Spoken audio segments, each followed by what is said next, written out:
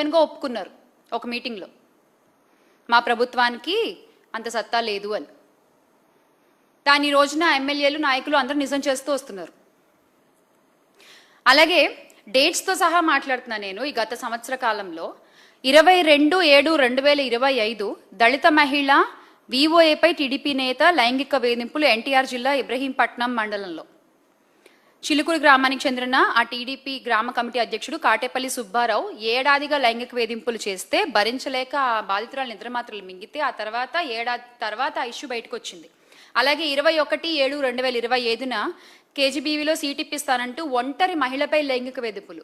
పాపం భర్త చనిపోయి 2 పిల్లలతో ఆ తల్లి కూలి పనులు చేసుకుంటూ ఆ పెద్ద పిల్లని చదివించుకోవడం కోసం ఆ కేజీబీవీలో సీటు కోసం అడిగితే ఆయన మాట్లాడిన మాటలేంటి?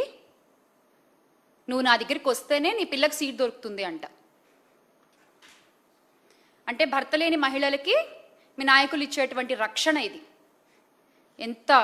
ఎంత గొప్పగా ఉందో, ఎంత అందంగా ఉందో దయచేసి ఈ కూటమి ప్రభుత్వం గమనించాలి. వారిపై తగిన చర్యలు తీసుకుంటే బాగుంటుంది. ఆ బాధితురాలకు అండగా నిలబడితే బాగుంటుంది.